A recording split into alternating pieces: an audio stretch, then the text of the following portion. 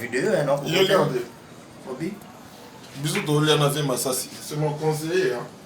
Mon coach. Il veut le roi bien à bouton, on mis sur mon Mipandi.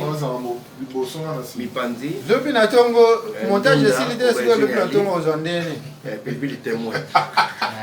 Foufou.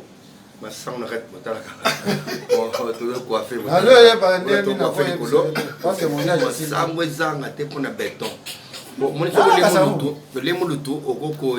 Ah non, après quelques heures, non, on a des mais avec ma sang, ça fait un béton. Il y a moi là, toujours coiffé après le tournage.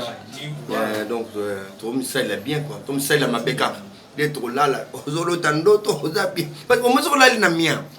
Oko lam ko na kata pongi pa uzu kata dra ka zikwanga me ba uzu kata dra mais ko mi tondi nangi nango déjà donc tu zo la wala lam ka sans problème de procès uzu samba ko tute do na tongo très bien bien pour une masango côté c'est base faut dans la base na vie voilà c'était les vieux Massassi Barési Baza ouais Shrika Toumba exemple TV ouais Macam faut s'abonner pour la massivement parce que bientôt là va faire Ebano.